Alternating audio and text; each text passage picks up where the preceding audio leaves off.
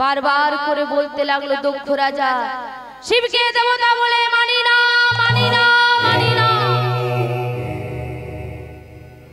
শিবকে নিমন্ত্রণ করা মানে কতগুলো ভূত ভজন করাচ্ছি, এখন আমি দেবতাদের ভজন করাবো। যেদিন আমি ভূত ভজন করাবো সেদিন তোর স্বামীকে নিমন্ত্রণ করবো। যজ্ঞ কুণ্ডটা দাউ দাউ করে জ্বলছিল বাবা। সকলের অজান্তে মা সতী করলেন কি, শিব শিব নাম ধরে সতী মাই আমার কাঁদিতে লাগিল, যজ্ঞ কুণ্ডে সতী মাই আমার ঝাঁপ দিয়ে দিল।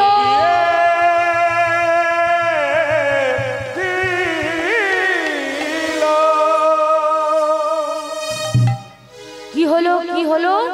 সতী মা যজ্ঞ কুণ্ডে ঝাঁপ দিয়ে দিল। চতুর্দিকে কলরব হলো, সতী মা যজ্ঞ কুণ্ডে ঝাঁপ দিয়ে দিয়েছে। নন্দী ভিঙ্গি ছুটে এলো, তাদের উপর দায়িত্ব ছিল মাকে বাঁচানো, মাকে দেখাশোনা করা, কিন্তু তারা মাকে বাঁচাতে পারলো না। তাই ছুটতে ছুটতে চলে গেলেন কোথায়, কৈলাসে। চিৎকার করে উঠলো, ভোলানাথ,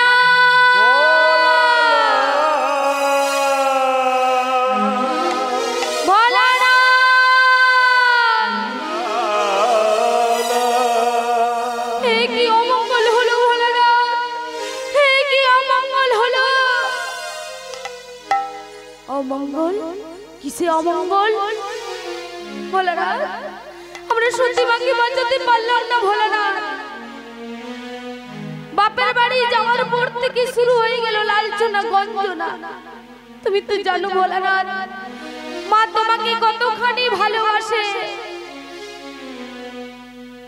তোমার নিন্দা সহ্য করতে না পেরে সতী মা আমাদের ওই যজ্ঞ কুণ্ডে ঝাঁপ দিয়ে আত্মহত্যা করেছে। এতক্ষণ ছিল ভোলানাথ শান্ত, এবার হয়ে গেল রুদ্র ভৈরব। করলেন কি, ছিড়িয়া মাথার জটা ভূতলে ফেলিল, বীরভদ্র নামে বীর শিবের জটা হতে জন্ম নিল।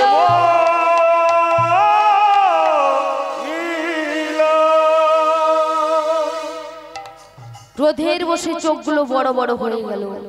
সেই চোখ থেকে সৃষ্টি হলো তারকাসুর, আর এক টুকরো জটা থেকে সৃষ্টি হলো বীরভদ্র।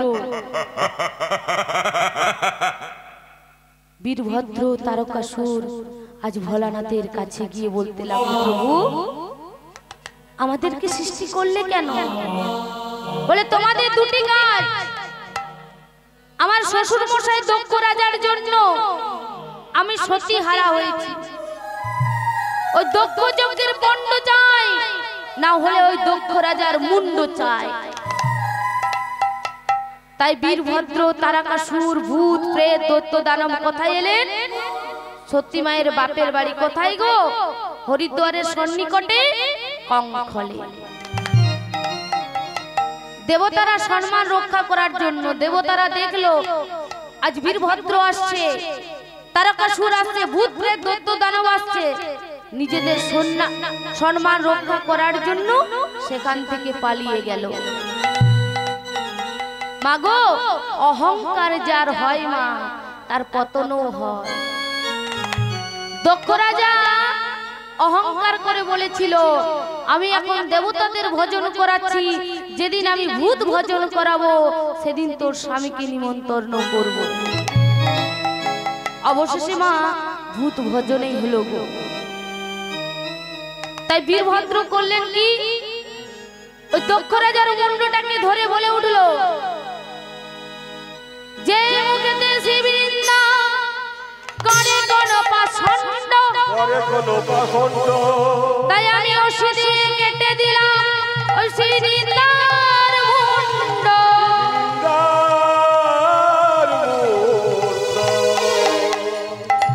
অসি মানে কি মা? অস্ত্র। একদিকে বীরভদ্র শরীর, একদিকে মুন্ড ছটপট ছটপট ছটপট করছে। সতীর মাত্র সতী আজ শিবের চরণ তলে পড়েছে, বলছে প্রভু প্রভু গো, তুমি লীলা জগতে আমার ছোট জামাই, কিন্তু আমি তো জানি প্রভু তুমি কে? তুমি হচ্ছ দেবাদিদেব মহাদেব। প্রভু আমার সতীর সিঁদুর ফিরিয়ে দাও প্রভু, আমার স্বামীর সর্ব অপরাধ ক্ষমা করে দাও প্রভু। শিবের আরেক নাম বাবা আশুতোষ। অল্পতেই সন্তুষ্ট হয়ে যায়, তাই করলো কি, ওই মৃত সঞ্জীবনীর মন্ত্র দিয়ে দক্ষ রাজার প্রাণ প্রতিষ্ঠা করলো। যেই না মুন্ডটাকে জোড়া লাগাতে যাবে, অমনি আকাশ মার্গ থেকে আকাশবাণী হলো।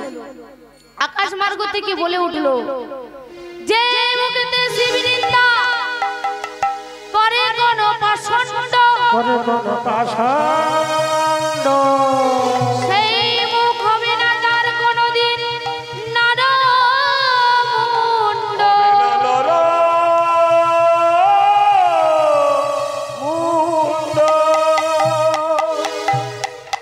ওই যজ্ঞের জন্য একটা বড় ছাগ বলি করা হয়েছে। সেই বড় ছাগলের মাথা এনে আজ দক্ষ রাজার শরীরে জোড়া লাগালো। মাগো, শরীরটা যদি আমার হয়, মুন্ডটা যদি ছাগলের হয়, দেখতে কেমন লাগবে? কিন্তু মাগো, দক্ষ রাজা নিজের ভুল বুঝতে পেরে আজ শিবের গুণগান করতে শুরু করলো। কিন্তু কি মাগো, একটা ছাগলের মুখে কি শিবের গুণগান হয়? তাই হলো কি, ছাগ মুখে বাণী নাই উলু উলু হাই, উলু উলু তাহা দেখে রমণীরা হাসিল সবাই।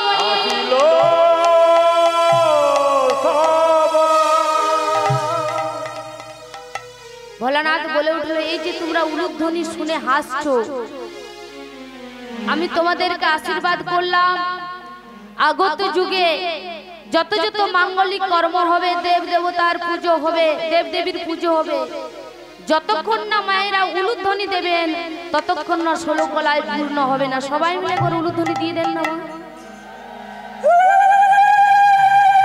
নিতাই গৌর প্রেমানন্দে হরি হরি বল।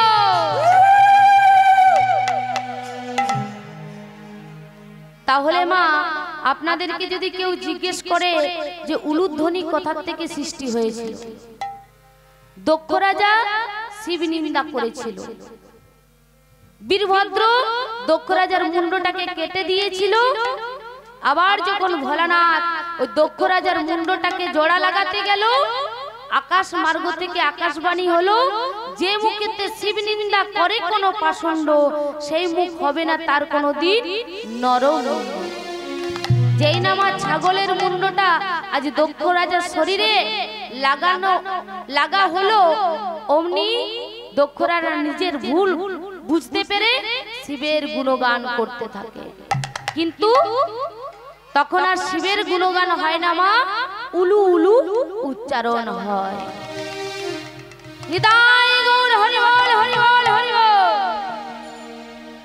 আর এইদিকে ভোলানাথ ওই সতীর মৃত দেহটাকে স্কন্ধে করে স্বর্গ মর্ত পাতাল ভেদ করে উদ্দণ্ডে নৃত্য শুরু করলেন।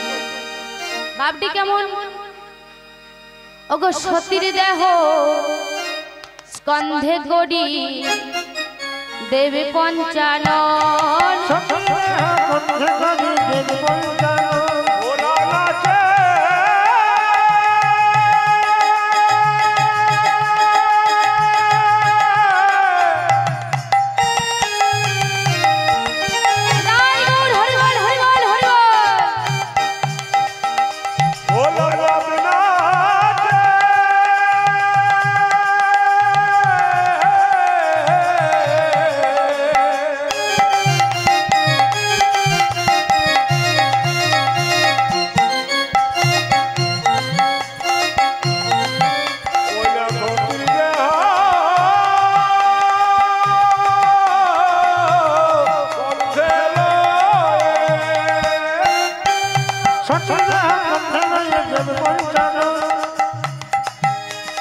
আকাশ পথে নিত্য জুড়িল তখন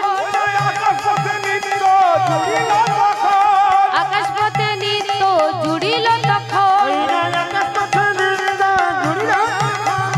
হর হর বোম বোম নাচে মহাকাল হর হর বম বম নাচে মহাকাল হর হর বম বম নাচে মহাকাল হর হর বম বম নাচে মহাকাল আবার নটপট করে জটাদার আবার নটপট করে জটাদার নটপট করে জটাদার নটপট করে জটাদার করনেতে বাঘ ছালে হাড়ের মালা গলে করনেতে বাঘ ছালে হাড়ের মালা গলে করনেতে বাঘ ছালে হাড়ের মালা গলে করনেতে বাঘ ছালে হাড়ের মালা গলে কত ভূত প্রেত দত্ত দানব নাচে তালে তালে ভূত প্রেত দত্ত দানব নাচে তালে তালে ভূত প্রেত দত্ত দানব নাচে তালে তালে আবার ভূত প্রেত দত্ত দানব নাচে তালে তালে নাচিতে লাগিল নাচিতে লাগিল ভূত প্রেত দত্ত দানব নাচিতে লাগিল ভূত প্রেত দিয়ে বাবা নাচিতে লাগিল ভূত প্রেত দত্ত দানব নাচিতে লাগিল ভূত প্রেত দত্ত দানব নাচিতে লাগিল তাই যেই নামা এইভাবে নৃত্য শুরু করেছেন ভোলানাথ অমনি স্বর্গ মর্ত পাতাল সব টলমল টলমল করছে দেবতারা দেখলেন এইভাবে যদি ভোলানাথ নৃত্য করে তাহলে স্বর্গ মর্ত পাতাল সব শেষ হয়ে যাবে তাই করলেন কি দেবতারা নারায়ণের কাছে গেলেন নারায়ণ সুদর্শন চক্রকে আহ্বান করলেন ভাবটি কেমন তবে তো নারায়ণ সুদর্শন ভেরি সুদর্শন হেরি একান্ন খণ্ডে সতীর দেহ করিলেন ছেদি এক এক খণ্ড সতীর দেহ যে স্থানে পড়িল এইভাবে ধরণীর মাঝে একান্ন পীঠের জন্ম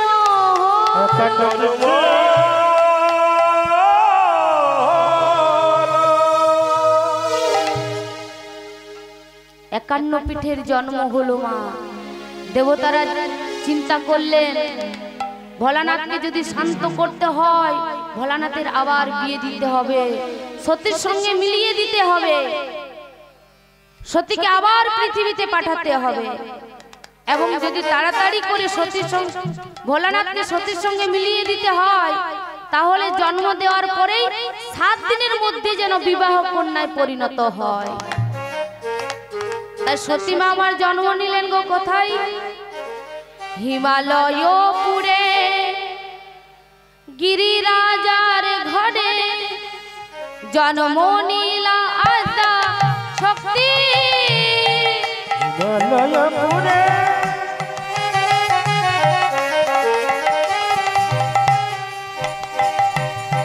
গিরিরাজার ঘরে জন্ম নিল আদা শক্তি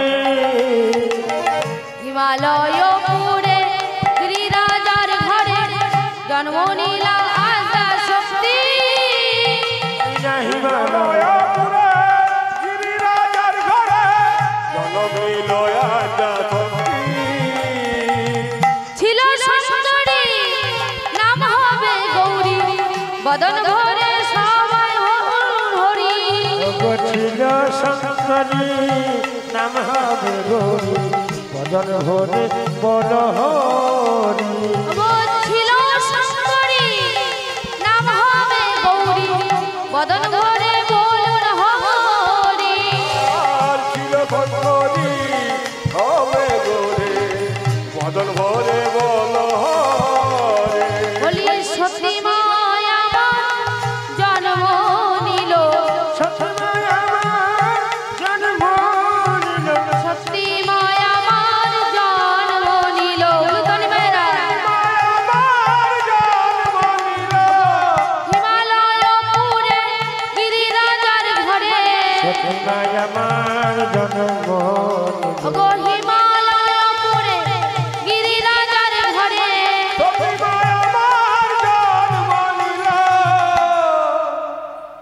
সত্যি আমার জন্ম নিয়েছে গো। কেউ বলে পর্বতের কন্যা তাই বলে পার্বতী, কেউ বলে গায়ের রং ফর্সা তাই কেউ বলে গৌরী। তোমা সতীর আগের মায়ের কি নাম ছিল? প্রসূতি। তার বাবার নাম কি ছিল? দক্ষ রাজা। এখন কি নাম হলো? এখন কি হলো গো? এখন সতীর বাবার নাম কি? গিরি রাজা। আর মায়ের নাম? মায়ের নাম মা মেনকা। তাই সত্যি আমার জন্ম হয়েছে, 7 দিনের মধ্যে বিবাহ কন্যায় পরিণত হবে। দেবতারা দেখলেন তাড়াতাড়ি করে শিবের সঙ্গে মা সতীকে মিলিয়ে দিতে হবে, বিয়ে দিতে হবে। তাই নারদ মুনিকে ডেকে পাঠালো। নারদ মুনি, বিয়োগটি যখন করিয়েছো, যোগটা করে এসো, দেখো মা সতী কোথায় জন্ম নিয়েছে। তাই নারদ মুনি মা সতীর খোঁজ করতে গেলেন গো। ভাবটি কেমন? এত বলি চলেন মুনি ভাবি না ডায়, এত বলি চলেন মুনি ভাবি না ডায়, এত বলি চলেন মুনি ভাবি না ডায়, এত বলি চলেন মুনি ভাবি না ডায়। গিরি রাজার ঘরে আজ দিলা দর্শন, ওই না গিরি রাজার ঘরে দিল দর্শন, গিরি রাজার ঘরে আজ দিলা দর্শন। ওই না গিরি রাজার ঘরে আজ দিলা দর্শন। তাই আনন্দ আর ধরে না, আনন্দ আর ধারণা, আনন্দ আর ধরে না, আনন্দ আর ধরে না। গিরি রাজার মনে আনন্দ আর ধারণা, মেনকার মনে আজ আনন্দ আর ধরে না। নারদ মুনি যেই না মা মেনকার ঘরে এলেন, গিরিরাজের বাড়িতে এলেন, উনি মা মেনকার মনে খুব আনন্দ। বলছে নারদ মুনি কিবা হেতু তব আগমন? বলছে মা তোমার একটা মেয়ে হয়েছে? বলে হ্যাঁ হয়েছে।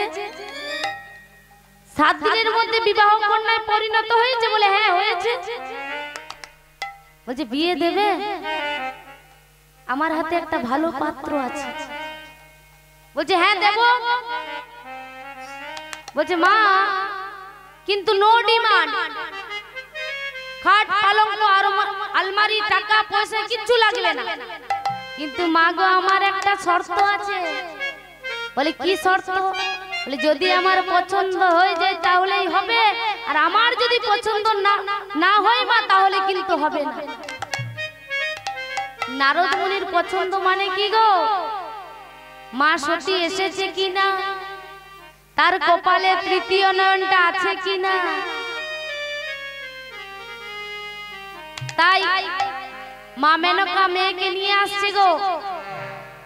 নারদ মুনির কিন্তু কোনো দিকে লক্ষ্য নেই। কোথায় লক্ষ্য? কপালের দিকে। তৃতীয় নয়ন আছে কিনা। যেই না দেখেছে তৃতীয় নয়ন আছে, অমনি সাষ্টাঙ্গে প্রণাম। মা মেনকা বলে উঠল, নারদ মুনি তুমি আমার মেয়ের যে বয়সে বড়, আমার মেয়েকে প্রণাম করলে আমার মেয়ের অমঙ্গল হবে না? বলছে মা তোমার মেয়েকে আমার খুব পছন্দ লেগে গেছে, তাই বলে আমি প্রণাম করে দিচ্ছি। কি বললে? আমার মেয়েকে পছন্দ লেগেছে বলে প্রণাম করবে? নারদ মুনি মা কি বলবে উত্তর খুঁজে পাচ্ছে। আসলে মা তোমার মেয়েটি আর যে ছেলেটির সঙ্গে বিয়ে দেব, ওদের দুজনকে না খুব সুন্দর মানাবে, তাই আমি প্রণাম করেছি। কি বললেন? খুব সুন্দর মানাবে বলে তুমি প্রণাম করলে। নারদ মুনি কি বলবে মা খুঁজে পাচ্ছেন। এরপর নারদ মুনির মাথায় একটা বুদ্ধি এলো, বলছে মা তোমার মেয়েটি দুদিন পরে যে ছেলেটির সঙ্গে বিয়ে দেবে সেই ছেলেটিকে আমি বাবা বলি। কি মা বলেন না ভোলা বাবা, কেউ বলে কি ভোলা, যেটা ভোলা কাকা বলে ভোলা বাবা পার করেগা। বলছে সেই ছেলেটিকে আমি বাবা বলি, আর দুদিন পরে যখন তোমার মেয়েটি সেই ছেলেটির সঙ্গে বিয়ে হবে তো বাবার স্ত্রী কে হয় মা? মা। বলছে তাই আমি মাকে প্রণাম করেছি। বলছে ও বুঝতে পেরেছি। আচ্ছা বলো পাত্রর নাম কি? বলে অনেক নাম মা, কেউ বলে রুদ্রনীল, কেউ বলে মৃত্যুঞ্জয়, কেউ বলে আশুতোষ, কেউ বলে শম্ভু। কিন্তু মা গো এক নামে সবাই চিনে। কি নাম? না শিব। তার পরিচয়টা বলি শোনো মা। শিবের শিরে জটা জুটো, ফণির মুকুট, গঙ্গা বহে কুলুকুল। শিরে শিরে জটা জুটো, ফণির মুকুট, গঙ্গা বহে কুলুকুল। শিবের শিরে জটা জুটো, ফণির মুকুট, গঙ্গা বহে কুলুকুল।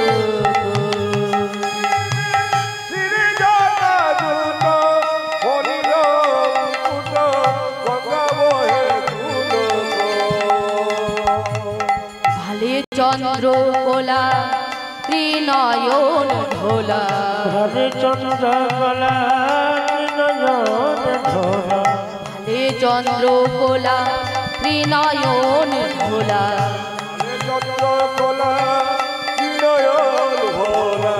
কানেতে ধুদ্রার হরে চন্দ্র কোলা ত্রিনয়ন ঢোলা, কানেতে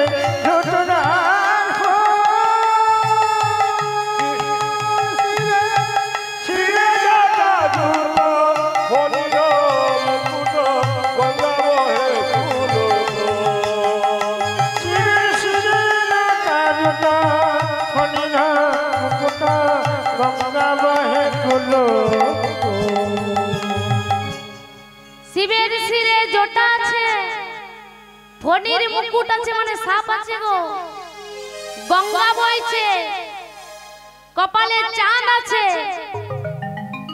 বলছে জামাইয়ের আমার এত কিছু আছে, আমার পছন্দ হয়ে গেছে। এগুলো শিবের ডিগ্রি গো।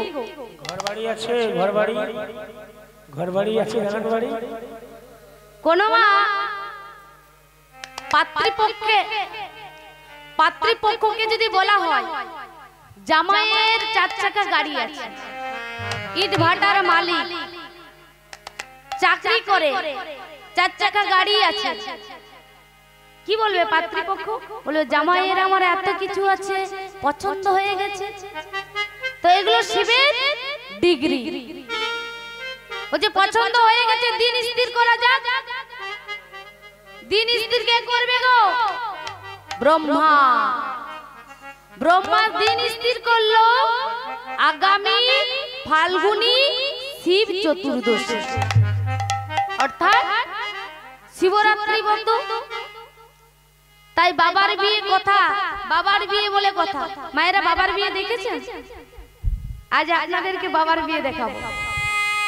জগতের বাবা গো, আপনাদেরও বাবা, আমারও বাবা। তো বিয়ের দিন একটা অনুষ্ঠান হয়, কি অনুষ্ঠান গো? জলসা।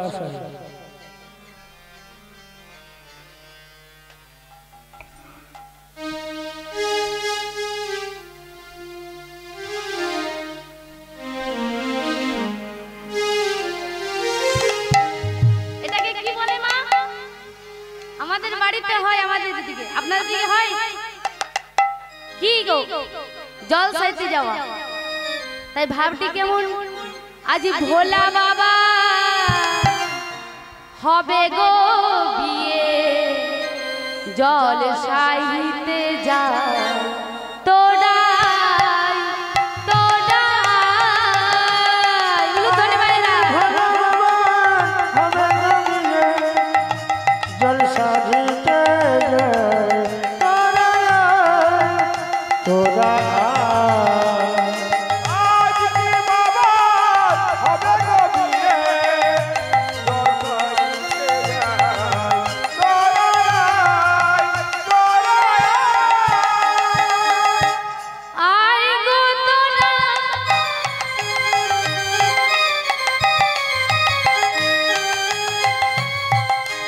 কে কে যাবি ছুটে ছুটে আয়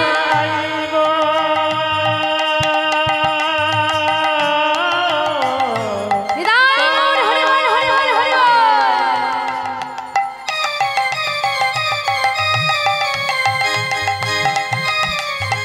আই গো তোরা কে কে যাবি ছুটে ছুটে আয়।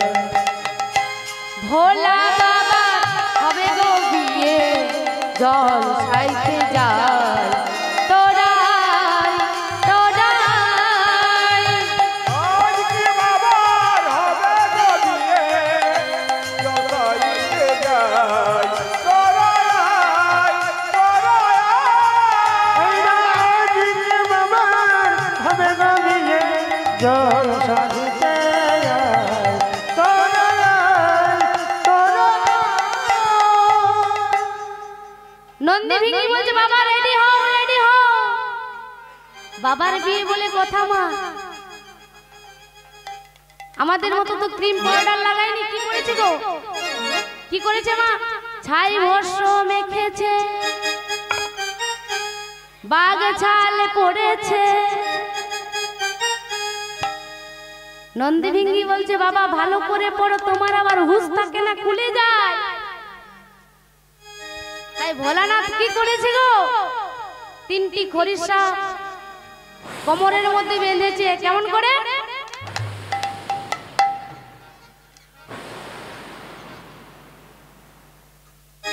তিনটি সাপ বেঁধেছে আর কিসে চড়ে যাবে গো বোলেরো স্করপিও স্করপিও কিসে চড়ে যাবে মা ইনোভা ষাঁড়ের পিঠে এদিকের মায়েরা বলছে ষাঁড়ের পিঠে যাবে সাদা ইনোভা তাই ভোলানাথ করেছে কি গো ষাঁড়ের পিঠে চড়েছে আর বরযাত্রী কে কে যাবে গো ভূত প্রেত দৈত্য দানব আপনারা যাবেন আমরা যাব আর দেই দেই করে নৃত্য করছে ভূত প্রেত দৈত্য দানব বাবার বিয়ে বলে কথা আমাদের যেমন বিয়ে বাড়িতে ডিজে বাজলে যেমন ছেলে মেয়েরা নৃত্য করে মা সেরকম সবাই ভূত প্রেত দৈত্য দানব নৃত্য করছে বাবার বিয়ে বলে কথা ভোলানাথ কোথায় এসে দাঁড়িয়েছে গো ছাদনা তলায় যেই না ছাদনা তলায় দাঁড়িয়েছে ও ঠাকুমা দাদুদের আপনাদের যখন বিয়ে হয়েছিল কোথায় দেখেছিলেন গো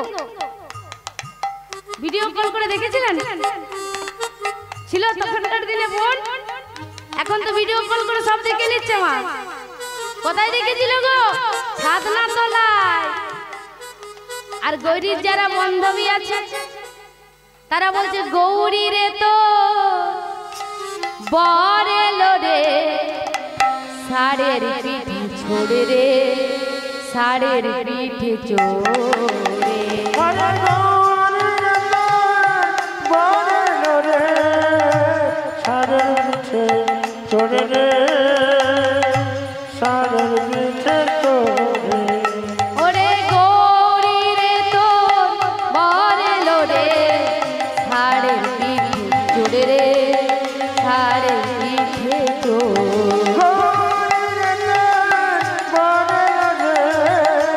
সারের পিঠে চড়ে রে সারের পিঠে চড়ে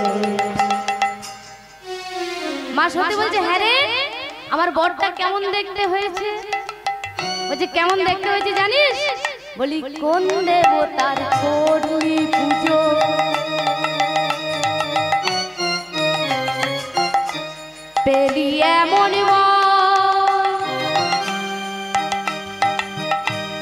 সেই দেবতার করব পুজো পাবো তোর মতো ওরে গৌরী দেবতার করলি পূজা ওরে গৌরী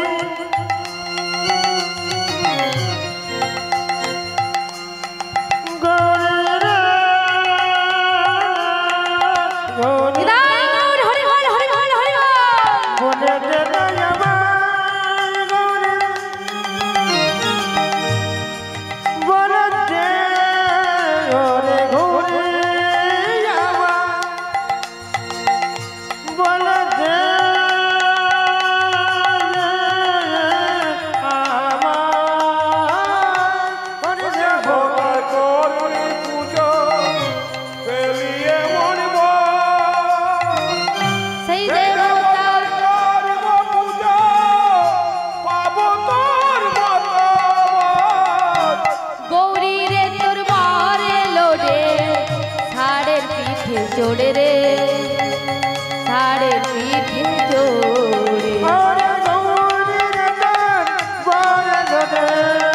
সাড়ে পিঠে জোড়ে রে সাড়ে পিঠে জোড়ে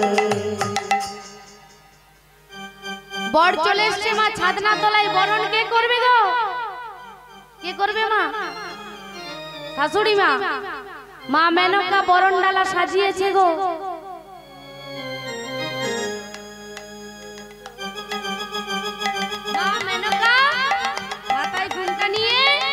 বরণডালা সাজিয়েছে আর নারদ মুনি দেখছে বাবা শেষ খেলাটা খেলেনি নারদ মুনি কি করেছে বাবা এক টুকরো ঈশ্বর মূল জোগাড় করেছে ঈশ্বর মূলের কি কাজ মা ঈশ্বর মূলের গন্ধে সাপ থাকে না গো নারদ মুনি জানে ভোলানাথ তিনটা সাপ বেঁধে এসেছে তাই যেই না মা মেনকা বরণডালা সাজিয়ে আসছে অমনি নারদ মুনি করেছে কি ওই ঈশ্বর মূলের টুকরোটি নিয়ে ছুড়ে দিয়েছে আর কোথায় পড়েছে গো ওই বরণডালার উপরে মা মেনকা যত সামনে যায় মা সাপগুলো কিন্তু নড়াচড়া শুরু করে দেয় তাই হলো কি মা সর্প নড়ে আর চড়ে রে নড়ে আর চড়ে রে ঈশ্বর মূলের গন্ধে সর্প নড়ে আর চড়ে রে ঈশ্বর মূলের গন্ধে সর্প নড়ে আর চড়ে রে ঈশ্বর মূলের গন্ধে সর্প নড়ে আর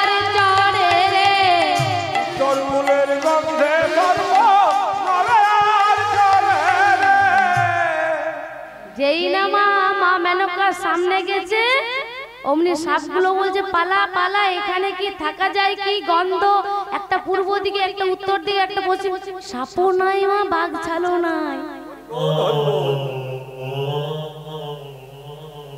প্রথম শিবলিঙ্গের পুজো কে করেছিল গো মা মেনকা যারা নাম চালাবেন তৈরি থাকবেন তাই মা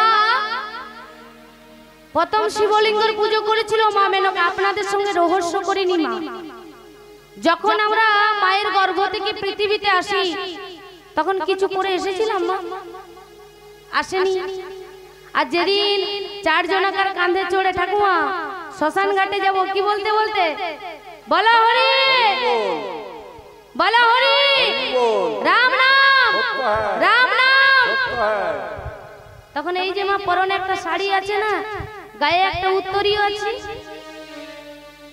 এগুলো থাকা তো দূরের কথা মা যদি কোমরের মধ্যে একটা ডোরও থাকে না সেটাও কেটে নেবে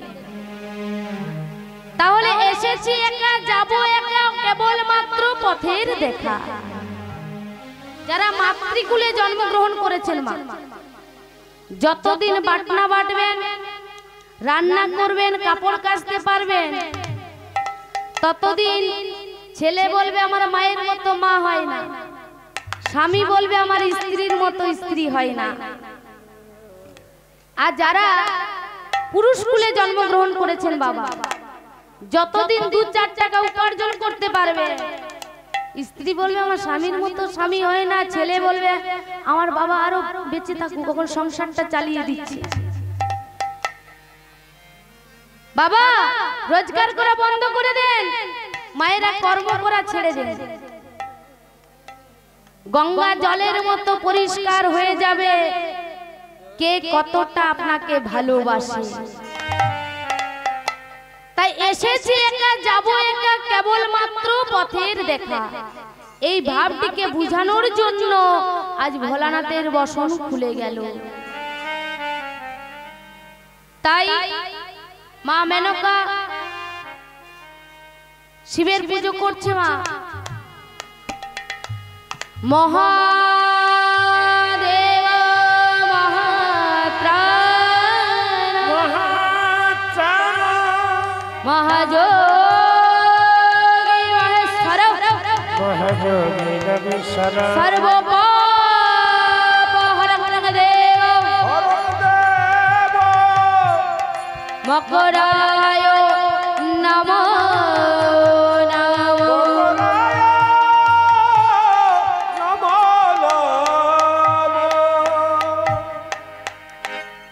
তাই ভোলানাথের পাশে মা দুর্গা দাঁড়ালেন মা সতী, কৃষ্ণের পাশে দাঁড়ালেন রাধারানী। ছাদনা তলায় সকল দেব দেবতারা পুষ্প বৃষ্টি করতে লাগলেন। তাই এই ভাবটি রেখে পদকর্তা মহাজন পদ লিখলেন, ওগো হর আর গৌরীর মিলন হইল, হর আর গৌরীর মিলন হইল।